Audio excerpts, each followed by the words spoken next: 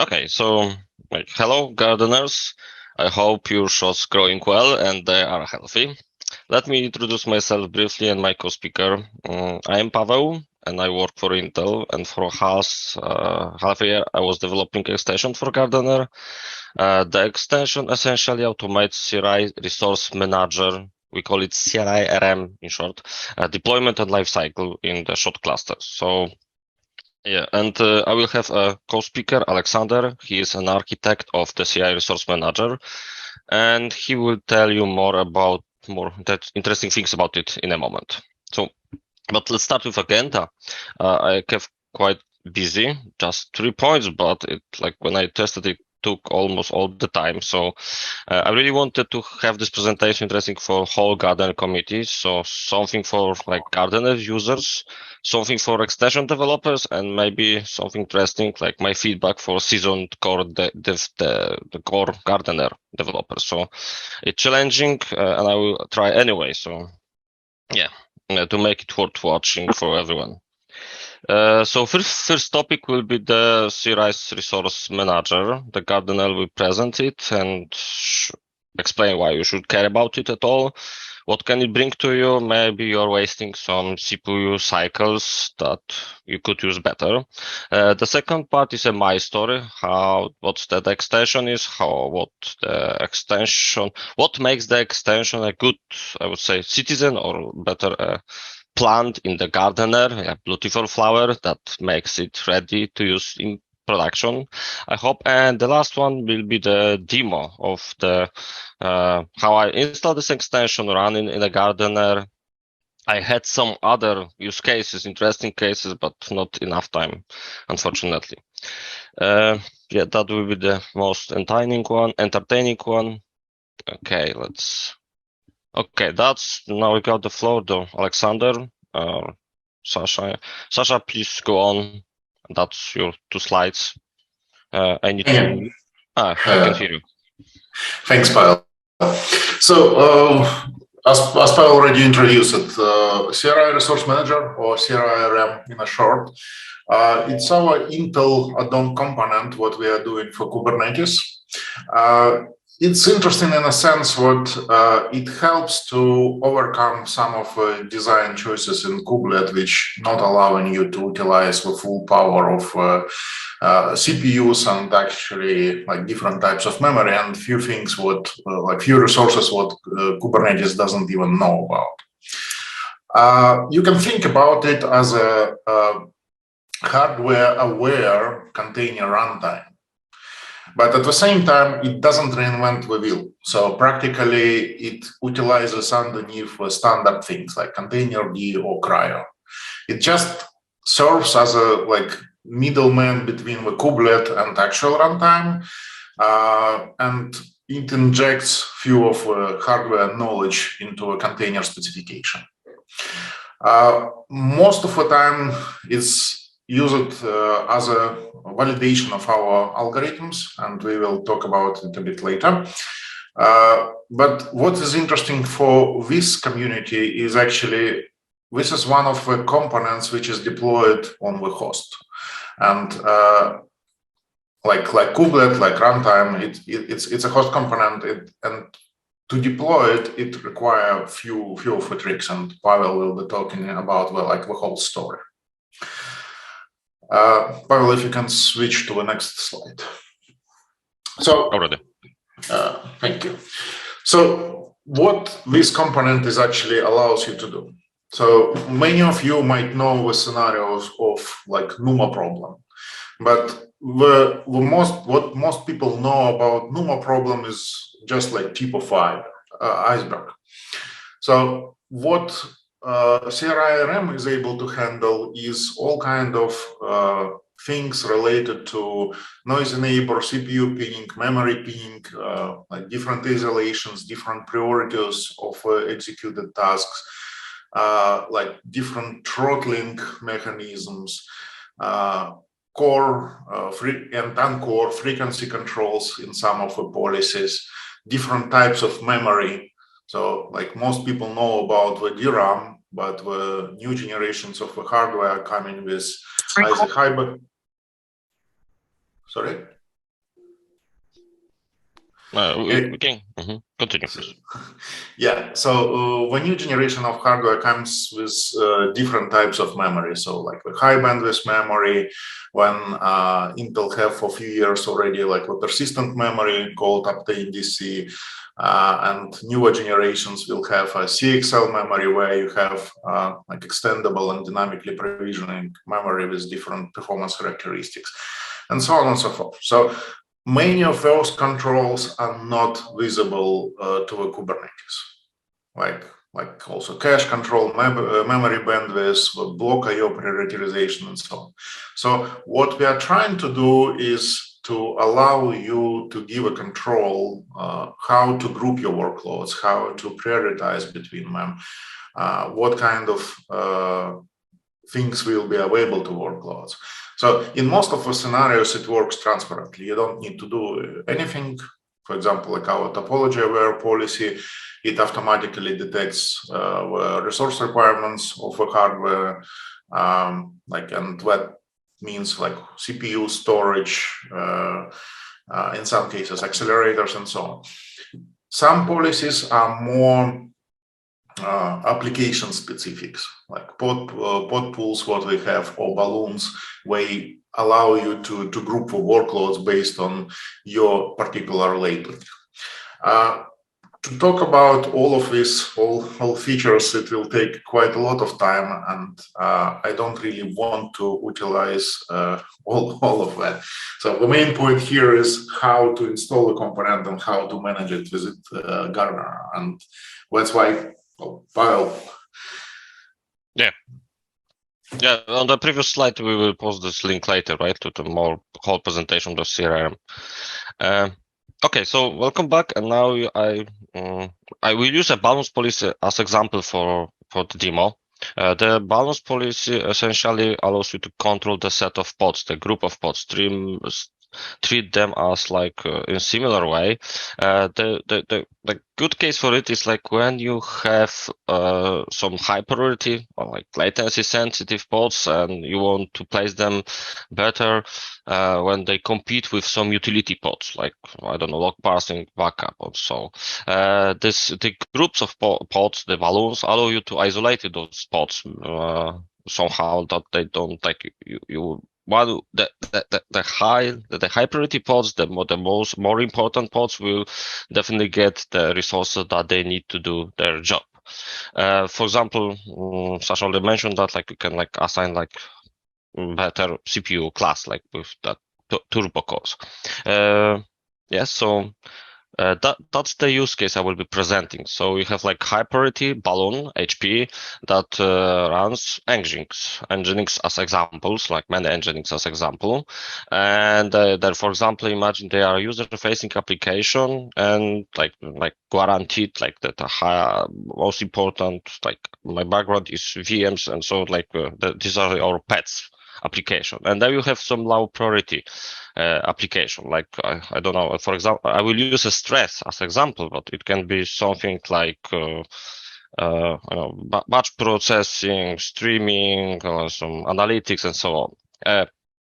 But the HP balloons because they latency sensitive, they need to immediately get access to the resources that they were assigned to. So, on the other hand, like the stress, for example, on the right, it's good if they can share resources like burstable like, but not steal those resources for HP, because usually this batch jobs has much more work to do, and then HP need to compete about that. But on the other hand, you want to that if those loads on those stresses fluctuates, you want to that if one cannot use if one not using this CPUs, the other can. So other options that would be easier. Okay, so okay, that's I'm starting the second part. There will be a little about the extension that we are developing. Those, as promised, is this catchy title of this presentation. Those are the must-have features, but it looks like an obvious one. But it was like when I was implementing that, it wasn't so easy to actually do this. So we need to install CRI-resource-manager and its agent and reconfigure and restart kubelet, and that makes can cause some troubles. We need a way to configure the CRI-resource-manager when it's already running, even after the fact. So we have two ways of actually configuring it, statically and dynamically, passing extra parameters to daemon. And of course, the observability allows you to debug and have access to logs, the health checks will warn you that something is wrong, it should be resilient to the wrong configuration and so on. So it needs to constantly monitor that it works properly. In case of such extension that installs daemon on the host OS and integrates with kubelet directly, the rule of thumb we had, don't break a kubelet, because you lose connectivity and you cannot. There is no way that you can later fix it automatically. Yeah, you can always SSH on the node and try to fix manually, but it's not very convenient for many nodes, right? So, yeah. And now I'm starting the demo. And before I do it, again, the demo script will have 3 parts. I had many more materials, but not enough time, so I have just some screenshots. I will just deploy the extension, create a cluster, and explain the installation flow in the context of Gardener. Then I will try to dynamically reconfigure the extension, to use the balance policy. And finally, I will run some workloads and examine that the workloads are running as we wanted. Yes, so that's very high level introduction what the extension is actually doing. So we are just registering the extension with generic extension type called CRI-resource-manager. Then our extension is deployed to seed cluster. This is our operator. And then when there is a shot that the operator needs to handle, that we will use daemon set called CRI-resource-manager installation to put the binaries on the node and configure it that the kubelet will reconfigure kubelet that CRM will intercepting all the requests between kubelet and containerd. Yeah, that sounds simple, and that when I started was my idea, but reality is much complicated. And I'm doing that in the spirit of this previous videos from 33 Technologies. They presented how to create an extension from scratch, and I wanted to present how the extension is actually installed in context of other Gardener operators and how this flow happens. So I will be switching back and forth between this slide and my demo.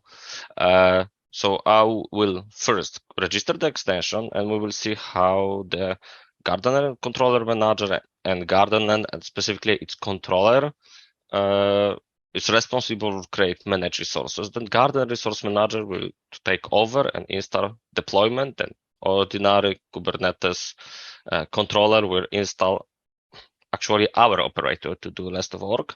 And the second part will be I create a shot and explain and show that that's happened on the second phase when the shot is created. I will use K9S for inspecting the Kubernetes resources. You can see that this is the name of Kubernetes resource and namespace. Just explanation slide to allow you to easily follow me what I'm doing. I'm actually using the local provider for the demo, so the Garden and the seed are the same cluster, and the second pane in the TMUX will be presenting the shot. So let's me skip to the, so we don't have any shots yet, and we don't have controller registration. Let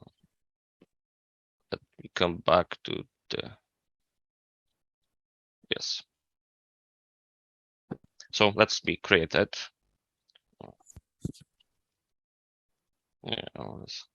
So that's, I would say, quite normal deployment and registration. There is no values and configs yet, but I will show how they propagate later.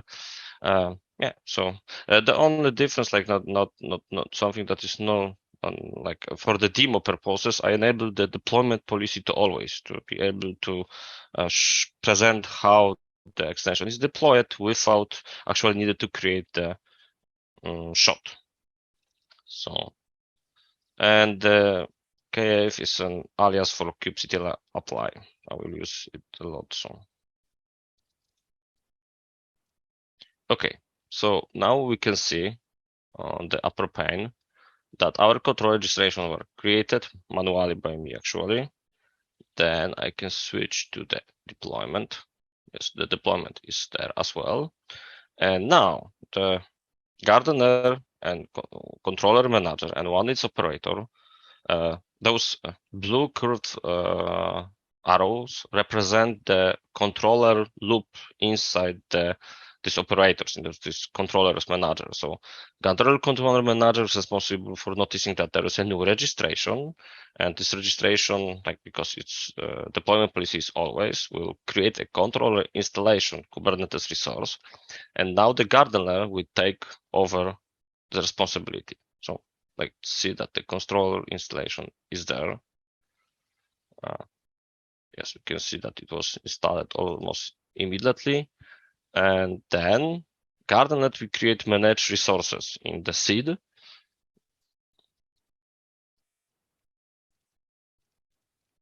Yes, that most importantly, what I want to emphasize is when we inspect that it contains the definition of the deployment, that deploying our operator.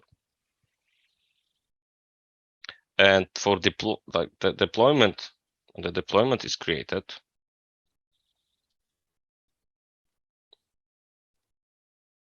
You can see it here.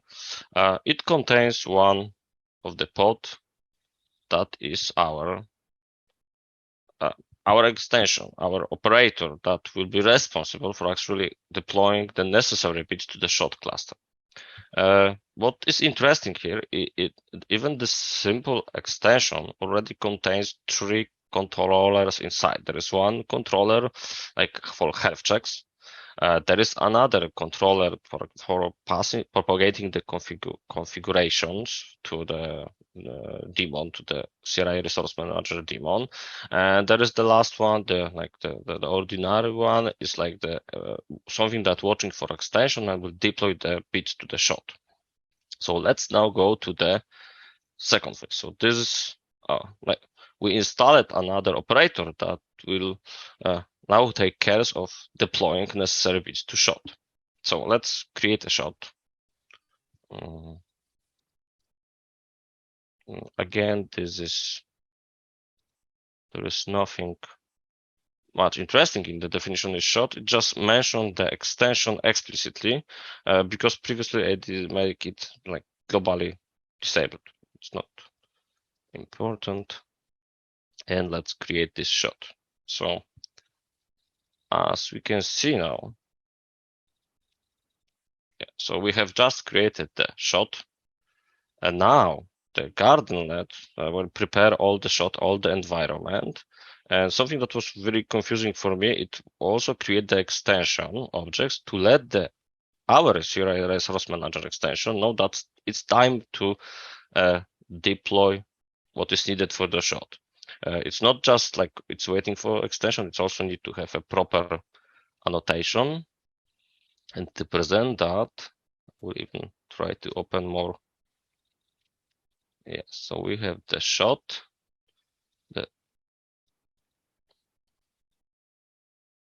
and the last one with the,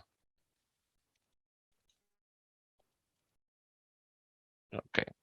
So this is the progress of creating the shot by Gardenet, and something around the 70% the extension will appear, and this will be the signal for our extension to actually do the job.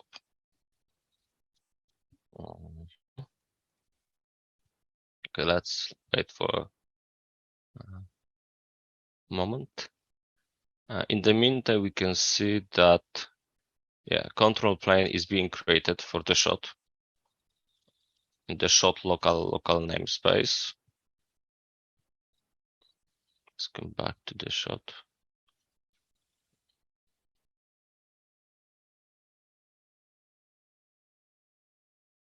Okay. It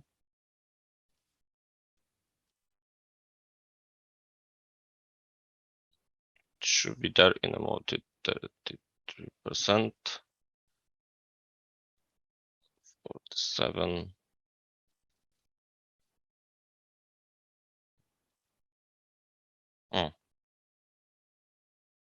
A little too long compared to what I tested, but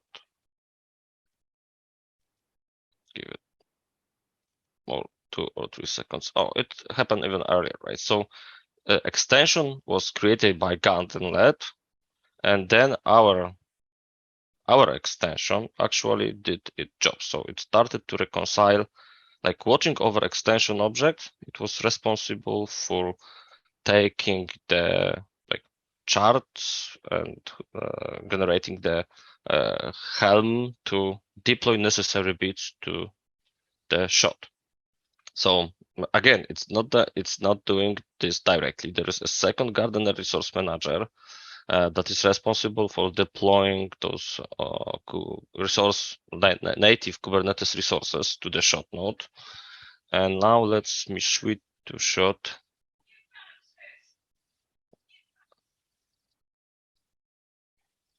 Oh.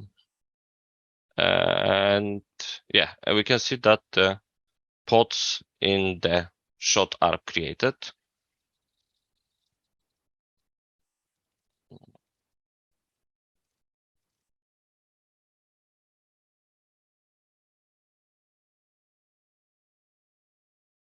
And there are our two necessary daemon sets, like one with agent and another with the installation. And the installation the idea is not new. We base this idea on how the gvisor extension works. So it will just, I have a dedicated slide for that. It will just install the necessary binaries on the node as a systemd service, then reconfigure kubelet and restart it. Right. So,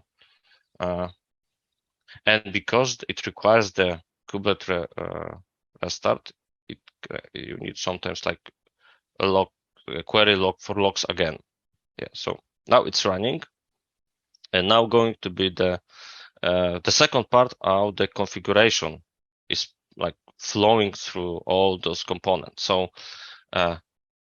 we have our control deployment that can have some values, like, and those values define the dynamic and static configuration.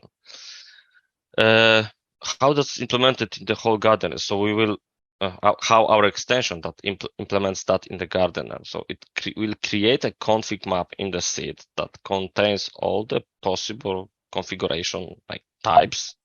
Then our operator will take responsibility to deploy specific config maps in the shot cluster. So this is the second controller that is implemented in our CRI resource manager extension. It is required because the pod also the agent pod is also kind of the controller operator that watches for specific types of configs, and there is our configuration, static configuration that can change how the resource manager is running. So, for example, pass some extra options. So when we inspect how because I'm using local provider, it's enough to attach to the pod that simulates the VM, and you can see that our extension installed the serialized resource manager. Yes, and it's running, and it reconfigured the kubelet. And kubelet now has this container runtime endpoint pointing to CRI-resource manager. So let's present the idea of how the configuration will go through all these elements in the shot node. So let me modify the controller deployment. I won't need this Windows anymore.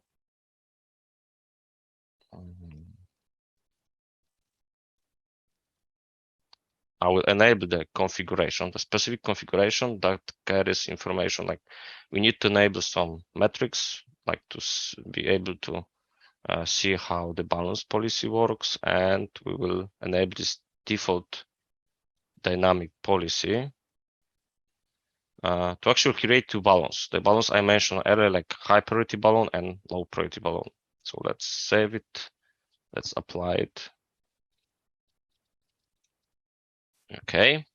And now when I modify the control deployment, the gardener would take this and the propagates, not just gardener, but also garden resource manager, that config map additionally we created.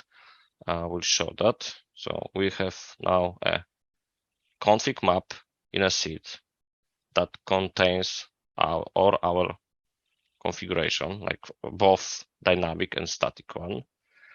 Then we have some managed resources. I missed that. Okay. To create this config map, the managed resources were created. Then our extension, another controller was responsible for, that's called the CRI-resource-manager controller for configs. It was responsible for reconciling these things, like detecting the types of the configuration and pass it down up to the shot. So when we switch to the shot, we can see now that, yes, we have now the active policy balance. We can observe that when I switch that, the necessary parameters to the command line were added. And because I enabled the Prometheus endpoint with metrics, I can query about its internal state. Yes, so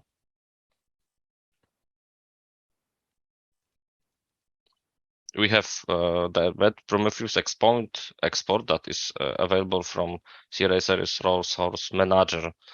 Daemon says that there are 2 HP balloons, not yet any container inside it. So now I'm going to show something very surprising for me. So, and like when I wasn't sure that it's possible. So when I go back to, I will try to modify the configs, and you will see how fast they propagate to the short node. Let me switch to controller deployments. I will edit the control deployment. Let's assume I made a mistake and I want this low priority bound to be bigger. So let's change it that it have max CPUs 8. Yes, so I edited it, applied it. Now the configuration goes through all those operators to be, as you can see, it's already deployed on the node. Right, so like modifying the values on the first like element in this flow, like it took like a couple of seconds, and that's the beautiful, the something that I was surprised and like my wow effect when I saw that all those operators like can coordinate in such good way. So I have those balloons ready. Yeah. What just happened is that those 2 configs went landed here, the CRI-resource-manager static configuration and the default one.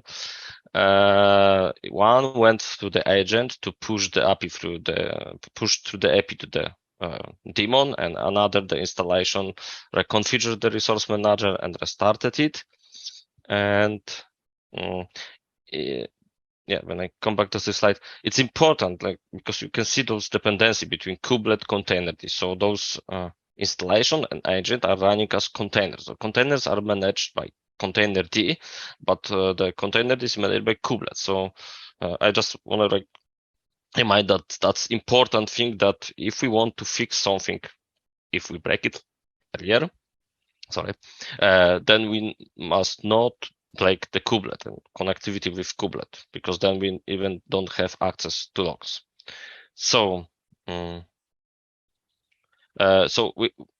our extension has some interesting health checks and recovery modes. So it checks that, for example, the CRI-resource-manager couldn't start, or the kubelet could not connect, then if such critical situation happens, we're just going to some called like recovery mode. So the kubelet will be restored to original configuration, and you can it's enough to just change the configuration and apply it again. So now I'll come back to the feature of CRM. I will deploy those two high priority and low priority tasks as a stateful sets. Yes, so I have those two balloons, one with and I choose the easier way, so I don't need to annotate the pods they land in the specific balloon, but just saying that this balloon should cover all the pods from the specific namespace, and the same happens for low priority balloon. And we will run the stress in the low priority balloon and the high priority. So let's make it happen. kubectl complete demo engines stress, and so as you can see, those two pods were created, and when I inspect the status of the CRI-resource-manager, you can see that the HP balloon is consists the engines, and the low priority balloon actually have this stress. So and because those balloons were created of size of two CPUs, it was assigned a single core, and in case of stress I asked for 8, so there was 8 cores assigned. And when we inspect these workloads that are properly working, you can just cut prods. So I'm checking the PID of my process, which is running inside container, and I can grab it through allowed list, and you can see that allowed list for CPUs is 1 to 37, how the balloons was specified, and for also the NUMA node was pinned to the 0. And when I want to inspect, I can see the same, of course, from the perspective of host. So when I grab for stress, I can just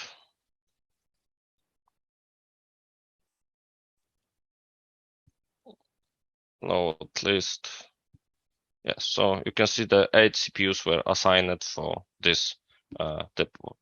The last thing I want to show is when I run more of this. So I will switch to stateful set and rescale them to 4, and the same for stress, not just scale. And that's, yeah, so we have, now you can see that, sorry, each engine's got its own balloon or its own individual core, actually 2 CPUs on the but single core, and all the stresses will be sharing the same 8 CPUs. I can scale it even more, and until the balloon is full, all the other instances of stress will land here. Okay. Yeah, because I'm short in time, so I have also some other features that I wanted to present, but maybe some other time. So I presented that you can configure the CRM with the control deployment, but you of course can do the same, specifying the configuration in the shot. So each shot can have own configuration. It goes then like this. So instead of going through the seed and garden cluster, it goes directly through the shot. It starts the reconciliation of the extension, reconciliation of the shot. You can exactly in the same way change the body of the shot specs on the provider config for our extension, and it will be applied in very similar manner, and the extension will work the extension, the agent on the host, the CRI-resource-manager will work with a different configuration.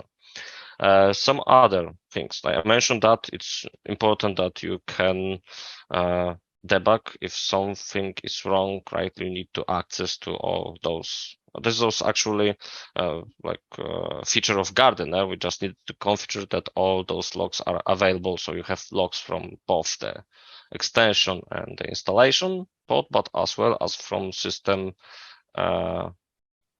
daemon, our CRI resource agent, and thanks to Loki query, you can like ask for individual log levels and modules. Other features, of course, I need to test with more like it's not production, but in the more real than a local provider case. So I tried different worker types with multiple nodes. We have some the workers with Docker, with SUSE, with Garden, Linux, and so on. And then what is needed if you have shots with different worker nodes, you probably need some specific dynamic for each of the type of the node that you're using. So if you have large or medium, probably your configuration you need a different configuration for such group, right? Different kinds of size of balloons or configure it differently. So that's very useful. Okay, now soon we will release the 1.0 version. That version, it's still like we're thinking about how to properly do the alerting. Like the one thing that is missing. So if there is a critical situation, we have this recovery mode, and you will see that in the shot status, like in the shot condition, that some system components are unhealthy, and that let you know that there's something wrong that you need to fix. But in case dynamic policy is just rejected, and that just appear in the logs, so we need to do some alerting or like some detection that on one side you have some desired policy, but it cannot be applied. Some other things probably for the 1.1 version, like you can choose on which worker nodes you want to install the CRM at all. Like the high availability and horizontal, vertical pod autoscaler. The support for migration and hibernation, I don't know yet. We need to define that, or do we need to transfer the state of how CRI-resource-manager assign it, like how the policy is actually enforced, and do we need to transfer that to after migration, or just let the CRI-resource-manager do its work from scratch? And other like quite important topic is like it's also that CRI-resource-manager is working to have this validation possible early. So I don't need to apply those policy or those parameters to CRI-resource-manager and restart it to make sure that it's working, or to check if it's working or not. It's the validation will be improved. Maybe I could even like check it early before like propagating to shot, and then create some images. So yeah, and that's like the last slide, I would say. I wanted to thank you because it's like it was great. Like developing this session, I learned a lot. It's a complex project, but finally I get this opportunity to learn how these operators can cooperate, and that's what was my wow moment. Wow, how like complex distributed system is actually works together to just pass my change from configuration to the shot node. Some tips for other extension developers, like stay up to date with dependencies. There are some API changes, not often, but also new version, some new nice features. Like, for example, I remember that when I was starting the controllers didn't have name, and I wasn't sure what the extension is actually watching over. So another like tip is like there is a plenty battery included, like in the Gardener. So it's sometimes confusing that you have both package extension package, but all these things like the framework, health checks, manage resources have its purpose. So if you learn them and use them, that's great. So like a couple of months ago, we have the POC version with just 100 lines of code, right? So, and this was doing all that what I have now. So yeah, that's great value of the Gardener. And like when you're testing, just rely local provider. It's great for development, but when you are using the real one, like Garden setup on AWS, like the different things like manifest different bugs, even other bugs manifest, like some timeouts and autoscaler that like killing my pods and like breaking the flow. So yeah, the last one is learn how Gardener works, and I hope this presentation help others, right, to understand that. And yeah, 45 minutes. So I think that's all.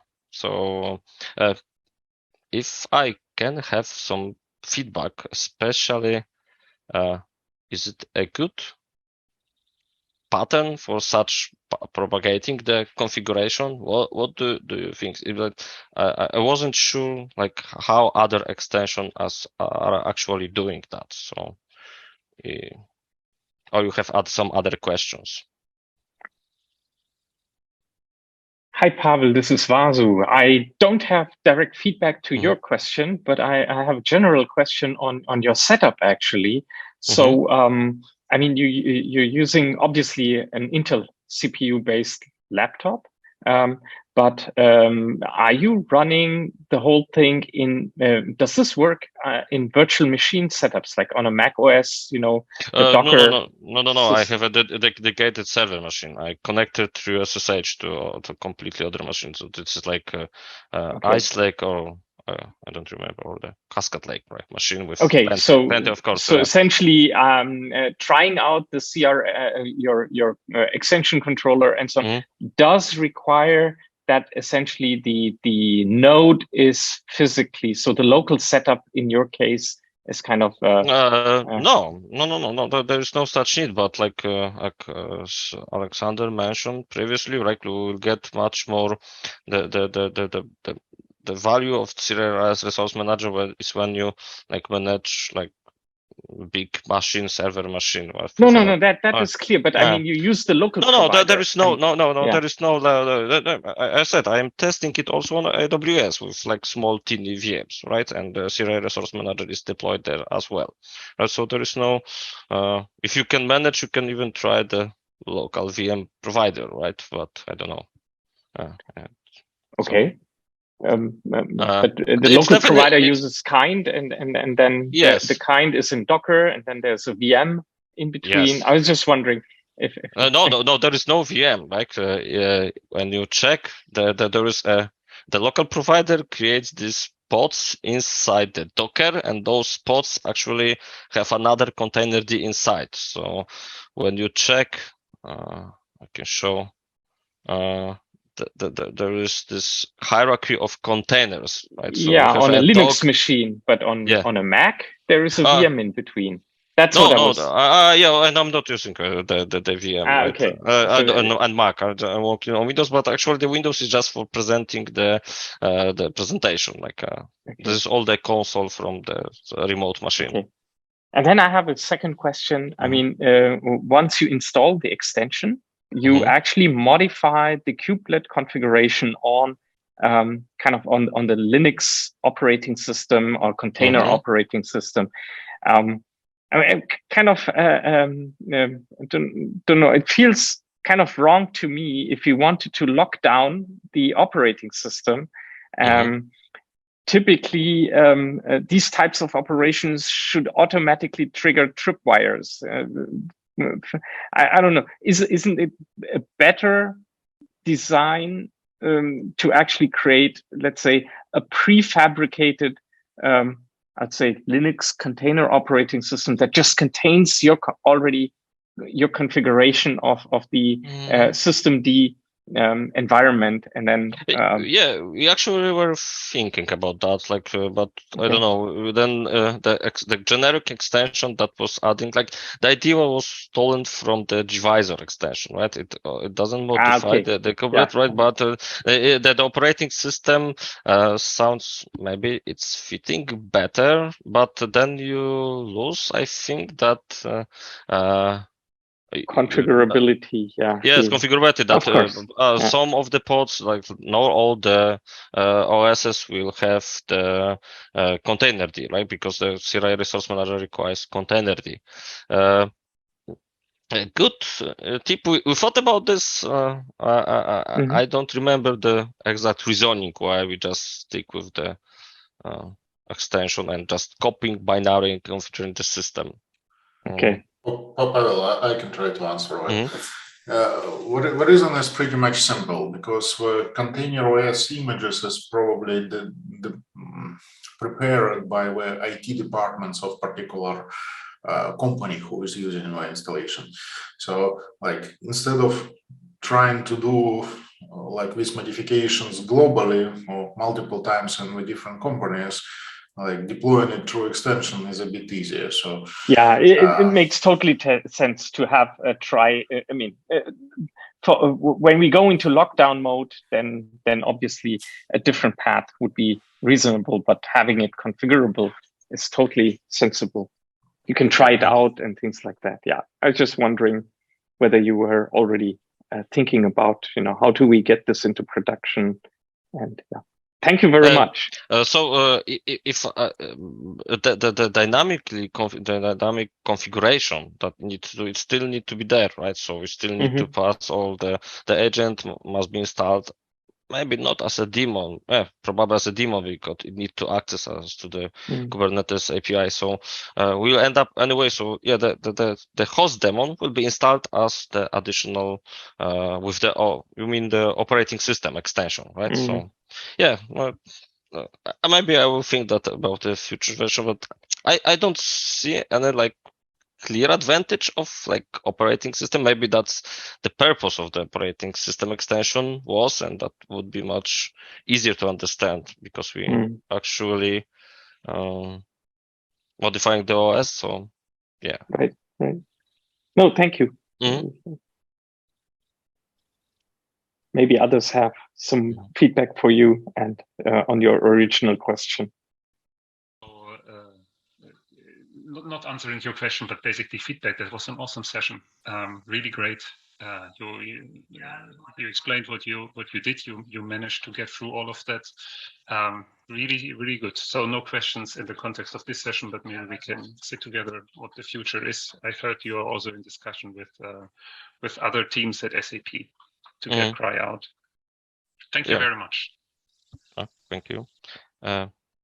Yeah, I was even thinking maybe I will like if you think that maybe not you, because like if you're like core developers of SAP, then you know already all those components, but like preparing some blog posts about this, how all the like operators in Gardener operates, like the meeting video is like fine, but the blog post when someone can just read all about this responsibility.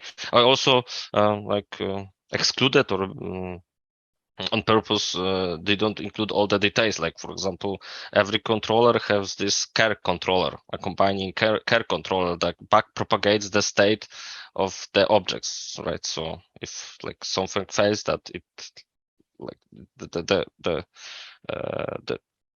arrows are on the opposite way, right? So that will be also mentioning, but yeah. Yeah, indeed, fantastic. I mean, we also had Lothar from 23T do a little bit of a blog, and you're building upon that work. It truly shows that the community is slowly working together. Yeah, nice. Yeah, but like my feedback would be also like there's a plenty of documentation for Gardener, right? But the picture missing, the big picture, there's something I was missing, right? Because I understood the like high level what is like Gardener responsible for, but until I go deep dive into the code and its controllers, then I found out that relation between the shot and extension resource, right? So that now like when you have this picture and a hand, right, it's much easier. If something's stuck during the development, probably you know where to look at, right? Where on which operator logs to look. Yeah.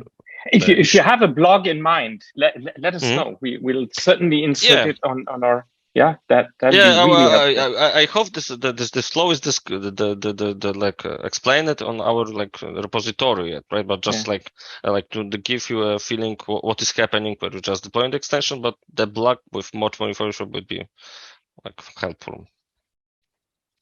Fantastic. I see in the chat Jens Schneider already pointed to the blog. That was actually what you were mentioning before. So he's post about how to start with extension development, and some other things were added. So if you want to have a look at that, you are invited. And put in your use case. I would be happy to host the blog. Really. Great. Perfect use case and really production relevant, and for particularly a department at SAP. Thank you very much. Thank you. So I think we can conclude the meeting, right? Or if there are no other questions.